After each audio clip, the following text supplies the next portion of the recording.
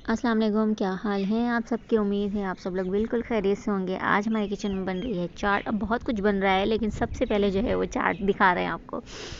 आलू बॉईल किए हैं और साथ में प्याज बारीक बारीक काट ली है, हरी मिर्चें काटी हैं बारीक बारीक सी, और टमाटर लिए हैं।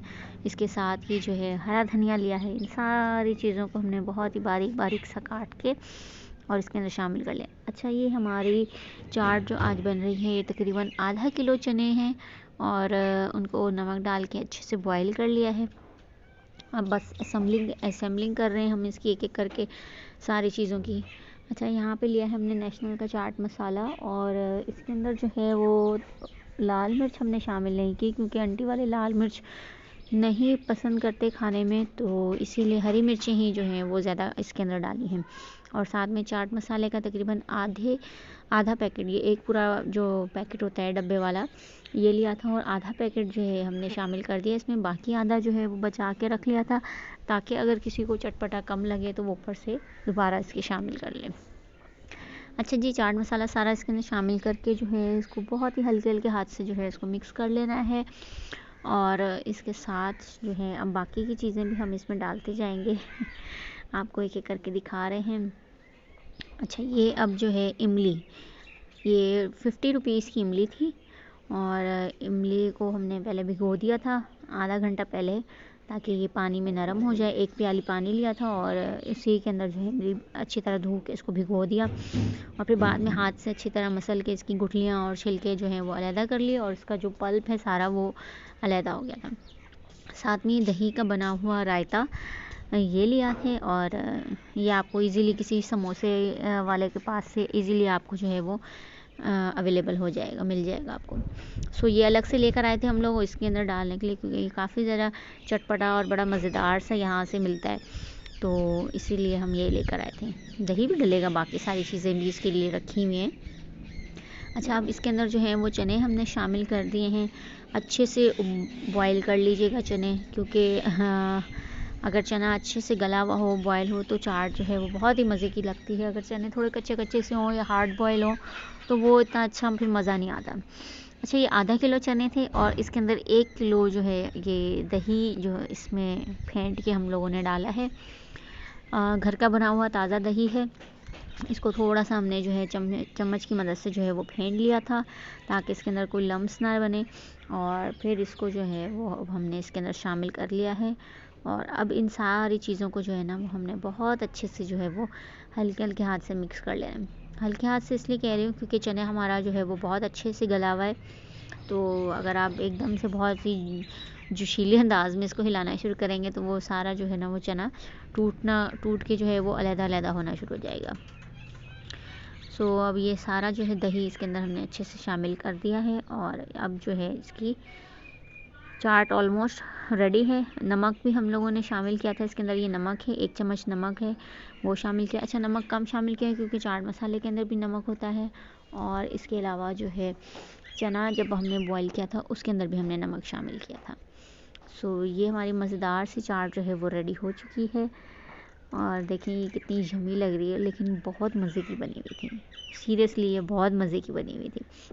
हर चीज़ इसके अंदर पूरी, कोई चीज़ कम कोई चीज़ ज़्यादा नहीं। बस एक चीज़ की कमी रह गई थी इसके अंदर, जो पापड़ी ऊपर से डालते हैं बस वो भी अगर हमें अवेलेबल नहीं थी यहाँ पे और इतना टाइम नहीं था कि घर में बनाते हैं।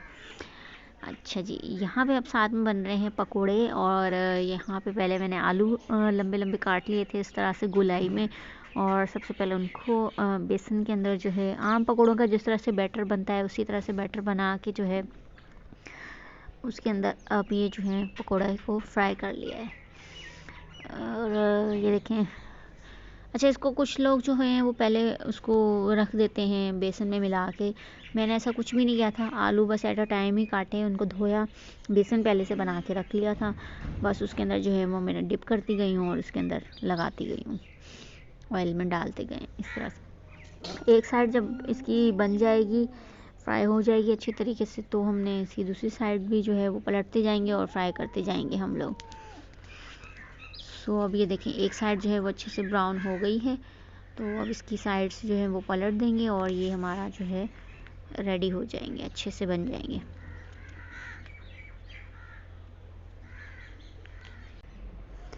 आप लोगों की क्या रेसिपी, अपनी रेसिपी हमारे साथ भी बिल्कुल शेयर कीजिएगा।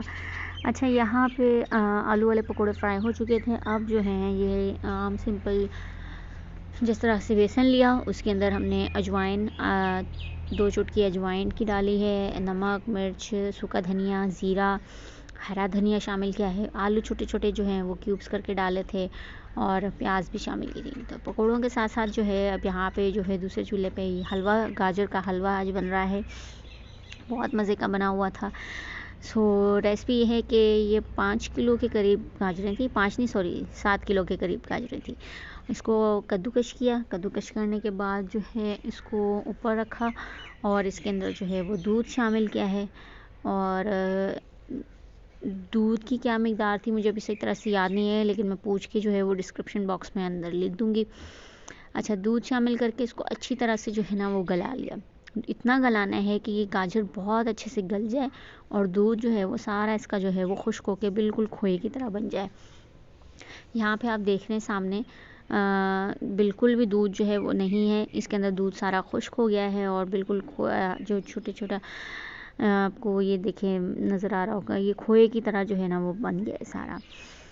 सो अब जो है इसकी भुनाई सबसे इम्पॉर्टेंट, कि आग भी आपने बहुत ध्यान से रखनी है, ज़्यादा तेज़ भी नहीं करनी है, ज़्यादा हल्की भी नहीं करनी, दरमियानी आंच है और मुसलसल इसके अंदर जो है ना वो चमचा चलाते जाना है।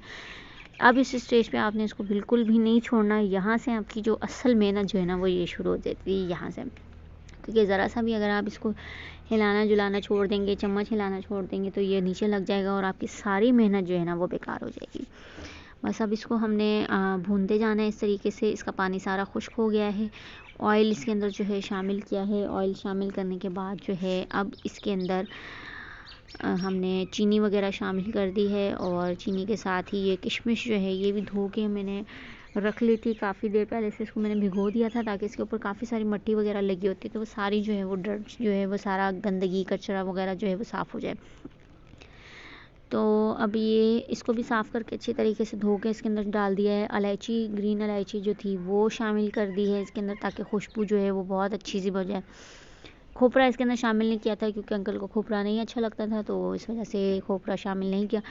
अब इसकी तकरीबन जो है ना अब इसकी भुनाई हमने तकरीबन 1 घंटे तक इसकी हमने भुनाई की थी और भून भून के जो है ना ये बहुत ही मज़ेदार से ये हलवा जो है वो बनकर तैयार हो गया था। और ये देखें बिल्कुल भी, मैं आपको चम्मच से हिलाती हुई दिखा रही हूँ, बिल्कुल भी नीचे नहीं लगा। इतना भूनने के बावजूद भी ये बिल्कुल भी नीचे लगने दिया, क्योंकि अगर ये नीचे लग गया तो उसकी जो स्मेल है वो पूरे हलवे में आ जाएगी और फिर आपका ये हलवा जो है ना वो बेकार हो जाएगा। हलवा जो है ये आपके सामने है, रेडी हो चुका है। इसको बादाम और पिस्ते के साथ जो है वो गार्निश कर दिया है हम लोगों ने। सो ये था जी हमारा आज का मज़ेदार से खाने पीने वाला व्लॉग। उम्मीद है आपको आज का व्लॉग अच्छा लगा होगा। अच्छा लगा है तो प्लीज़ कमेंट कीजिएगा, अपने शेयर कीजिएगा और हमें बताइएगा कि आपको हमारा व्लॉग कैसा लगा। आपके कमेंट से हमें बहुत ज़्यादा मोटिवेशन मिलती है।